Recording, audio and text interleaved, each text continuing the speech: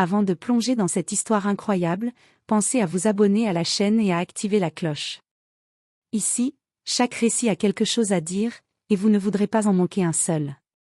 New York, un soir de janvier. Le vent s'infiltrait entre les gratte-ciel comme une lame de verre, mordant la peau, hurlant dans les ruelles sombres de Manhattan. Les lumières de la ville scintillaient dans un halo glacé, reflété sur l'asphalte mouillé par une neige fondue. Les passants pressaient le pas, emmitouflés dans leurs manteaux de laine, chacun poursuivant une destination, un abri, une chaleur. Mais pas lui. À l'angle de la 5e avenue et de 72e rue, une limousine noire ralentit devant un feu rouge. Les vitres teintées masquent l'opulence intérieure, sauf pour un éclat furtif, un poignet fin, une montre en or, un regard perdu. À l'intérieur, Ethan Monroe, 27 ans, prodige de la tech et PDG de Monroe Cyberdéfense, observait la rue d'un œil vide. Il était l'un des hommes les plus jeunes à figurer sur la liste Forbes des milliardaires autodidactes. Costume sur mesure, coupe impeccable, visage taillé dans la précision. Et pourtant, derrière ses traits calmes, quelque chose ne collait pas. Quelque chose de fracturé, de diffus, comme une peinture fêlée sous une laque parfaite. Depuis des années, des souvenirs flous et inachevés lui revenaient par éclats, comme des morceaux d'un rêve impossible à reconstituer. Des couloirs blancs, déshumanisés. Une berceuse murmurée dans une langue oubliée. Des cris d'enfant la nuit. Et toujours ce prénom qui revenait dans son sommeil, comme un souffle dans l'oreille, Elia. Il se frotta les tempes, ferma les yeux, puis les rouvrit en fixant la rue. Et là, son cœur rata un battement. Sous l'auvent d'un immeuble abandonné, recroquevillé sur un carton détrempé, un jeune homme sans abri grelottait. Son manteau était en lambeaux, ses doigts bleuis. La neige fondue lui collait aux cheveux. Mais ce n'est pas cela qui arrêta Ethan. Ce fut son visage. Il se redressa dans son siège, stupéfait. Le souffle coupé. « C'est moi », murmura-t-il à voix basse. Le sans-abri avait la même mâchoire anguleuse, le même regard acier, une cicatrice au menton, identique à la sienne. Un reflet sale, usé, abandonné, mais un reflet. Arrêtez la voiture. Tout de suite. Son chauffeur, James, le regarda brièvement dans le rétroviseur, surpris par le ton impérieux. Il freina en douceur. Ethan ne prit même pas le temps d'enfiler son manteau. Il ouvrit la porte, laissa le vent glacial lui fouetter le visage, et s'élança. Ses chaussures en cuir s'enfoncèrent dans une flaque gelée. Il traversa la rue en hâte, le cœur battant plus fort à chaque pas. « Et, ça va » lança-t-il doucement. Le sans-abri leva lentement la tête. Et là, Ethan chancela intérieurement. C'était lui. Son double. Un miroir brisé, un jumeau tombé dans un monde parallèle. Les mêmes traits tirés. Le même regard fatigué, mais perçant. Le silence s'étira entre eux, comme un fil tendu sur l'abîme du passé. « Tu t'appelles comment » demanda Ethan, la gorge nouée. Le jeune homme le fixa longuement, méfiant, comme s'il hésitait à répondre. Puis, d'une voix rauque, presque éteinte par le froid. « Elia. Elia Gray. » Pourquoi ? Le prénom heurta Ethan comme un choc électrique. Ce n'était pas une coïncidence. Ce n'était pas possible. Tout se superposait soudain. Les cauchemars. Le prénom. Le visage. C'était lui. C'était lui. Ethan recula d'un pas, puis inspira profondément, sentant ses poumons se geler. « Viens avec moi. » Elia le regarda comme s'il avait proposé une folie. « Quoi ? » ?»« Juste une nuit. Tu peux passer la nuit au chaud. Il y a de la nourriture, un lit. Et, je pense qu'on doit parler. » Un silence. Elia sembla peser chaque mot, chaque mouvement de son interlocuteur. Était-ce un piège ? Une caméra cachée ? Une moquerie ? Il chercha dans les yeux d'Ethan quelque chose, et n'y vit que de la peur. Et de la vérité. Alors, lentement, il hocha la tête. Sans un mot, Ethan enleva sa propre veste et la passa sur les épaules d'Elia. Le geste était simple, mais chargé d'un poids que ni l'un ni l'autre ne pouvaient encore nommer. Ils remontèrent ensemble vers la limousine, deux silhouettes presque identiques dans la nuit glaciale. L'un avait grandi dans la lumière dorée des gratte-ciels. L'autre, dans l'ombre et la poussière. Et aucun des deux ne savait encore à quel point cette rencontre allait changer leur vie à jamais. Le manoir Monroe s'élevait au sommet d'une colline, à l'écart du tumulte urbain, comme un château figé dans le temps. Ses façades de pierre grise, éclairées par la pâle lueur d'une lune voilée, semblaient défier le froid hivernal. Lorsque la limousine s'arrêta devant l'imposante porte en chêne sculpté, Elia, toujours emmitouflée dans la veste d'Ethan, descendit lentement, le regard oscillant entre curiosité et appréhension. Dès qu'il posa le pied à l'intérieur, un silence solennel l'enveloppa. Le parquet ciré reflétait les rares rayons d'une lampe à abat-jour. Des escaliers majestueux s'élevaient vers les étages supérieurs, leurs rampes de bois poli ornées de détails délicats. Sur les murs, de grands portraits de famille fixaient l'intrus d'un air sévère. Le parfum subtil du bois ancien et de cire mêlé à celui, plus doux, du feu de cheminée flottait dans l'air. Elia erra lentement, chaque pas résonnant dans ce vaste espace. Ses yeux scrutaient les meubles précieux, les tapis épais, les lourds rideaux de velours qui encadraient les fenêtres. Tout ici semblait appartenir à un autre monde, un monde auquel il n'avait jamais eu accès. Pourtant, il ne pouvait s'empêcher d'éprouver une étrange sensation, comme un souvenir enfoui qui s'éveillait au contact de ces lieux, un léger vertige, un frisson familier, un sentiment d'être à la fois étranger et chez lui. Ethan, lui, alluma le feu dans la cheminée du grand salon. Les flammes dansaient, projetant des ombres mouvantes sur les visages des deux hommes assis face à face. La chaleur commençait à effacer le froid glacial qu'ils avaient laissé dehors. « Dis-moi » commença Ethan, la voix encore hésitante, « tu te rappelles quelque chose de ton enfance ? Quelque chose d'insolite, d'absurde, peut-être ?» Elia hocha la tête, les yeux lointains. « Oui, des bribes. Des souvenirs qui ne veulent pas partir. Des couloirs blancs, des voix douces, une berceuse qu'une infirmière chantait. Et un doudou, un vieux lapin tout usé que je n'ai jamais pu oublier. » Ethan fronça les sourcils, surpris. « C'est exactement ce que j'ai. Une mélodie que je n'arrive pas à situer, une infirmière qui murmurait toujours la même chanson. Et ce doudou. » Ils échangèrent un regard, chargé d'une émotion muette. « Et ce docteur, tu te souviens ?» demanda Ethan, d'une voix basse. Oui, tout le monde l'appelait Doc M. Il avait toujours ce regard froid, mais il était celui qui décidait de tout. Doc M. Répéta Ethan en un souffle, comme s'il essayait de retenir un nom à la fois précieux et terrifiant. Dans un geste lent, Elia sortit de sa poche une vieille photographie froissée. Le papier était jauni par le temps, les bords usés. Ils la regardèrent ensemble, silencieux. Sur la photo, deux petits garçons, presque identiques, posaient dans un jardin entouré d'un grillage rouillé. Leurs yeux brillaient d'une innocence perdue. Leur ressemblance était frappante, presque dérangeante. « Tu crois qu'on aurait pu être frères ?» demanda Ethan, comme s'il avait peur de la réponse. Elia sentit son cœur s'accélérer. « J'ai toujours su qu'il me manquait quelqu'un. Quelqu'un d'important. Peut-être que... » Il marqua une pause, les mots lourds de sens. « Peut-être que c'est toi. » Les jours suivants, Ethan se replia sur lui-même. Tandis qu'Elia explorait le manoir, observant les tableaux et les livres qu'il n'avait jamais pu toucher dans son enfance, Ethan s'enferma dans son bureau, un espace feutré tapissé de bois sombre et d'écrans connectés à ses serveurs privés. Mais ce n'était plus pour surveiller ses entreprises ou ses portefeuilles. Il fouillait dans un autre domaine, son passé. Il ouvrit un coffre-fort mural dissimulé derrière un tableau. À l'intérieur, des classeurs marqués « confidentiels », les documents d'adoption, les rapports médicaux, les dossiers scolaires falsifiés. Tout semblait parfaitement en règle, jusqu'à ce qu'il tombe sur un nom oublié. Clinique Matson. Un en-tête jauni, un cachet administratif, des transferts bancaires anciens. Des sommes à 6 chiffres, versées régulièrement par Marshall et Ruth Monroe, ses parents adoptifs, à cette mystérieuse clinique aujourd'hui inexistante. Un frisson glacé lui remonta la colonne vertébrale. Il ne pouvait pas faire ça seul.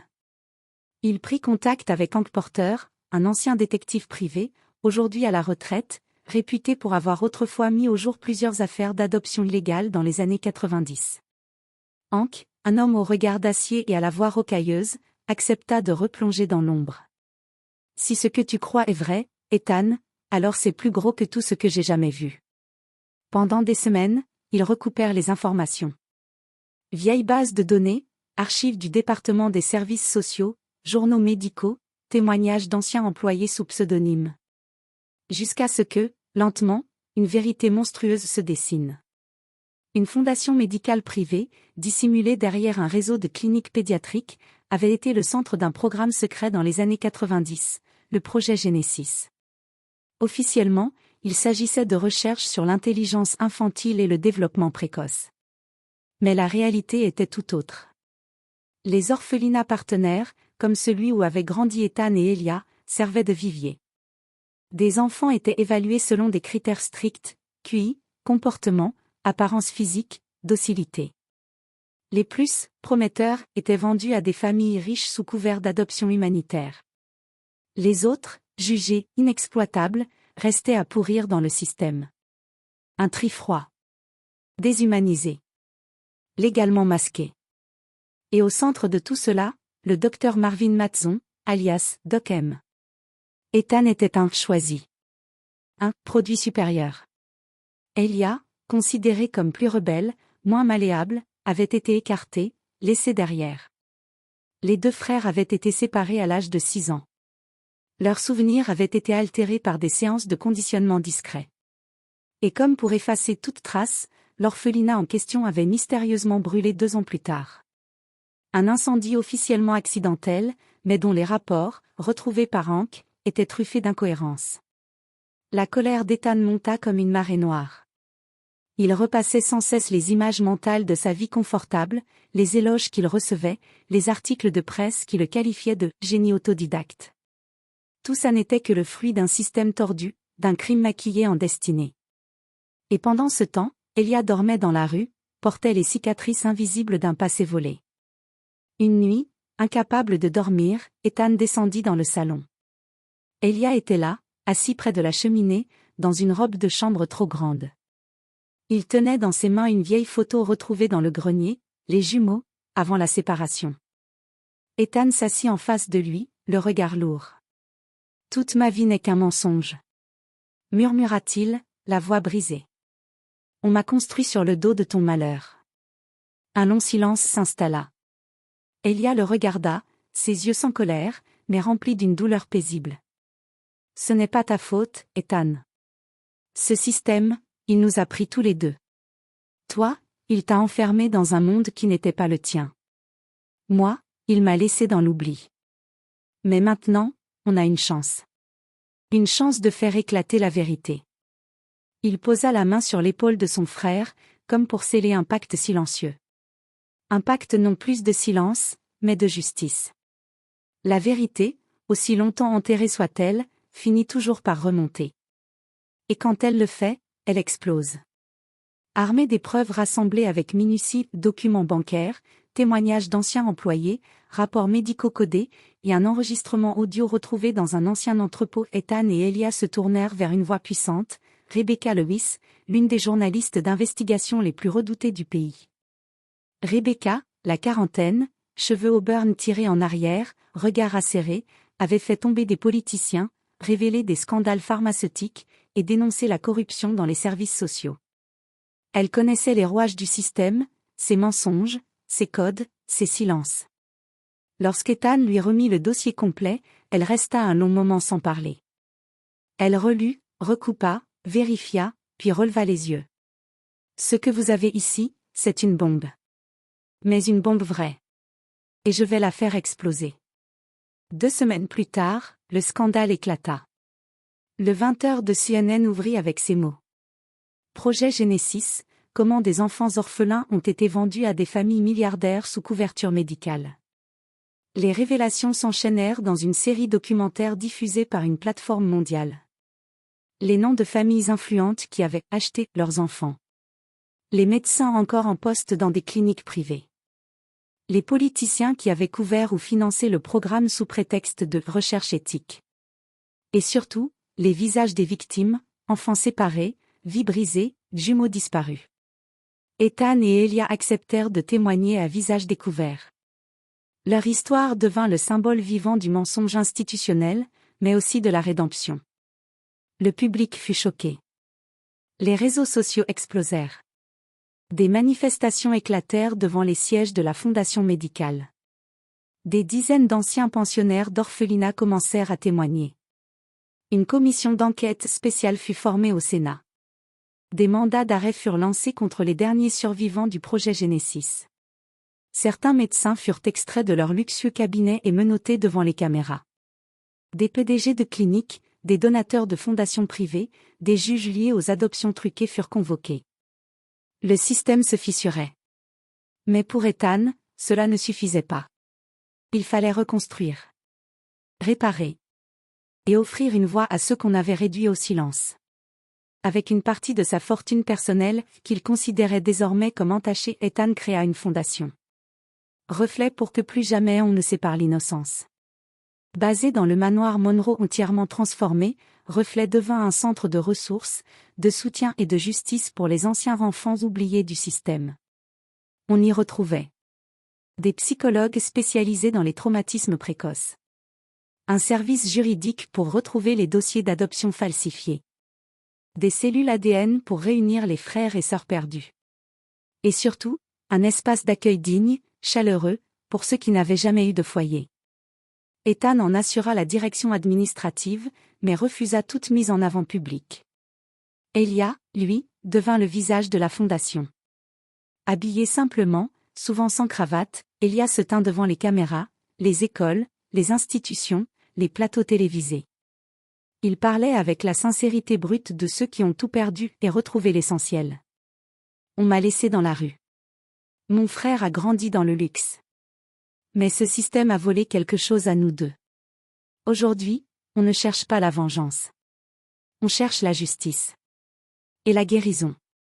Son discours devant l'ONU, 2 ans plus tard, devint viral dans le monde entier. Chaque fois qu'un enfant est réduit à un chiffre, un potentiel, un produit, c'est l'humanité qu'on arrache. Grâce à Reflet, plus de 600 familles séparées furent réunies dans les 5 premières années. Des lois furent votées pour rendre plus transparent le processus d'adoption. Et le nom de « Projet Genesis » entra dans les livres d'histoire, comme l'un des plus grands scandales sociaux du XXIe siècle. Mais au cœur de tout cela, restaient 2 hommes, 2 frères que la vie avait séparés, unis à jamais par une vérité qu'ils avaient osé affronter. Les saisons avaient passé. Le manoir Monroe, autrefois figé dans le silence et la froideur de la solitude, était désormais un lieu vibrant. Chaque pièce, chaque couloir, chaque recoin avait été transformé pour accueillir la vie. Le grand salon résonnait des voix d'enfants, d'éclats de rire et de musiques improvisées. Des murs jadis ornés de toiles austères portaient maintenant des dessins encadrés, des photos de retrouvailles, des mots d'encouragement. Le marbre n'écrasait plus qu'il servait de sol à des pas libres, à des danses timides, à des courses enfantines. Le manoir Monroe était devenu un refuge. Un foyer temporaire pour des jeunes issus du chaos, du silence et de l'abandon. Un lieu de transition pour réapprendre à faire confiance, à rêver, à se reconstruire. Ethan y vivait encore, mais il n'était plus seul dans ces grandes pièces vides. Il vivait entouré de ceux qu'il avait décidé de protéger. Ceux qu'il appelait désormais ses semblables, ses frères, ses sœurs d'histoire. Et Elia, lui, s'était imposé naturellement comme une figure essentielle. Frère de cœur, guide discret, mémoire vivante du chemin parcouru. Sans discours préparé, sans posture. Juste avec sa présence. Ce soir-là, le soleil se couchait lentement sur les jardins de la propriété, peignant le ciel de teintes rose orangées. Le vent léger faisait bruisser les feuilles, et l'odeur des pins mélangée à celle de la terre fraîche créait une atmosphère apaisante. Elia et Ethan s'étaient installés sur un vieux banc en pierre, face aux grandes allées du domaine. Le banc avait été réparé par les jeunes de la fondation, et gravé d'un mot, Racine. Le silence entre eux n'était plus pesant. Il était complice. Vivant. Elia, les mains croisées sur ses genoux, tourna lentement la tête vers son frère.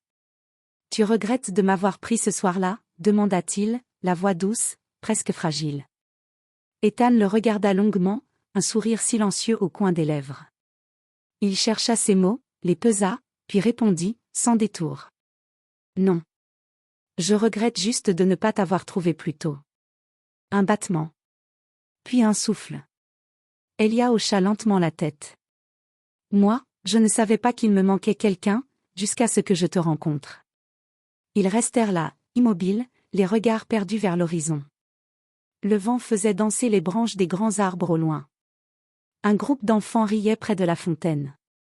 Une jeune fille chantait, seule, assise sur les marches du perron. Ethan, la voix pleine de gratitude et d'émotion contenue, murmura. Je n'ai pas trouvé un sans-abri ce soir-là. J'ai retrouvé la moitié de mon âme. Astérisque, ce manoir était froid. Vide. Il était la cage dorée de mon ignorance. Aujourd'hui, il est plein de lumière, de vérité et de cicatrices devenues force. Je n'ai pas construit cette fondation pour faire oublier le passé, mais pour l'honorer. Pour tous les Élias que j'ai croisés sans les voir. Pour ceux qui ont été abandonnés, oubliés, triés, vendus. Ce que je croyais être ma réussite était une illusion. Aujourd'hui, je veux réussir autrement.